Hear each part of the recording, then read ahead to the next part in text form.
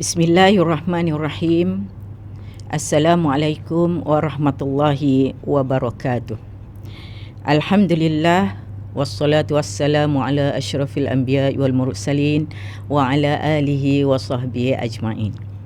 Selamat datang ke Kapsul Ramadan Anjuran Unit Pengajian Islam Jabatan Pengajian Am TVET Mara Pekan.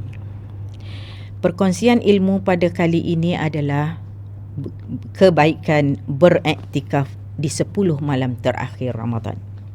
Muslimin muslimat yang dimuliakan, apabila tiba 10 malam terakhir Ramadan, Rasulullah sallallahu alaihi wasallam menggandakan ibadahnya.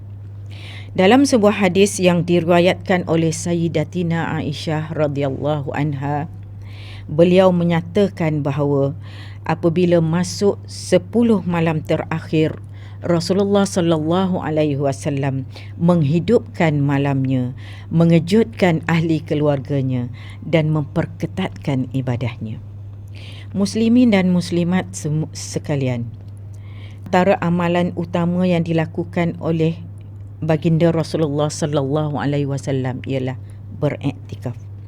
Apa itu iktikaf? Iktikaf bermaksud berdiam diri di dalam masjid dengan niat untuk beribadah kepada Allah Subhanahu Wa Taala. Hukumnya adalah sunat muakkad, yakni sunat yang sangat dituntut dalam agama Islam.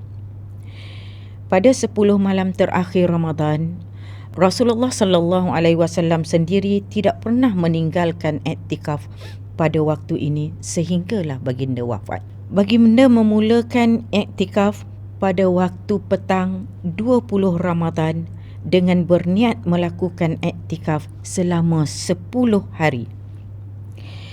Baginda Rasulullah sallallahu alaihi wasallam keluar daripada tempat iktikaf pada pagi hari raya Aidul Fitri.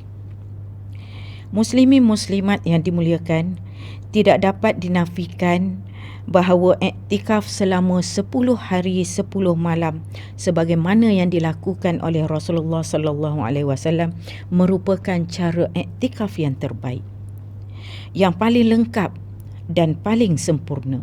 Namun begitu, jika seseorang tidak mampu atau belum berbuat demikian, dia bolehlah melakukan iktikaf mengikut kemampuan dirinya sendiri. Muslimin muslimat yang dimuliakan, antara keistimewaan beriktikaf 10 malam terakhir di bulan Ramadan ialah, yang pertama, pada 10 malam terakhir inilah terdapatnya malam yang terbaik daripada 1000 bulan. Sebagaimana firman Allah dalam surah Al-Qadr, A'udzubillahi minasyaitonirrajim, Lailatul Qadri khairum min alfi syahr, yang bermaksud malam Al-Qadar itu adalah lebih baik daripada 1000 bulan. Selain daripada itu, sesiapa yang beriktikaf di 10 malam terakhir juga, kita boleh memperbanyakkan solat-solat sunat.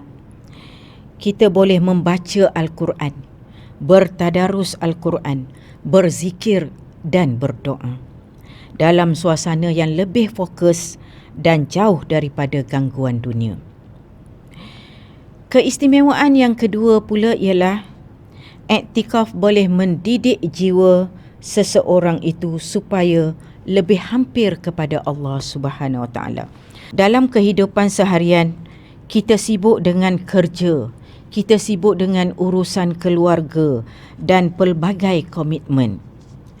Iktikaf telah mengajar kita untuk paus seketika, muhasabah diri, menilai hubungan kita dengan Allah dan memperbaharui taubat kita kepada Allah Subhanahu Wa Taala. Dan keistimewaan iktikaf yang terakhir ialah iktikaf juga boleh melatih kita melakukan amalan dengan penuh keikhlasan. Iktikaf bukan untuk dilihat oleh manusia, tetapi untuk membina hubungan yang lebih baik dan lebih mendalam dengan Allah Subhanahu Wa Taala. Akhir kata, jika kita tidak mampu untuk beriktikaf penuh 10 malam, lakukanlah sekadar yang termampu oleh kita. Mungkin satu malam atau beberapa jam selepas kita mengerjakan solat sunat tarawih.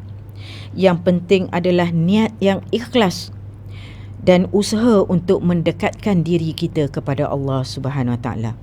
Mudah-mudahan Ramadan kita kali ini menjadi Ramadan yang terbaik dalam hidup kita, dan semoga kita termasuk dalam kalangan hamba-hamba Allah yang diampuni dan dibebaskan daripada api neraka. Sekian, wabillahi taufiq wal hidayah. Wassalamualaikum warahmatullahi wabarakatuh.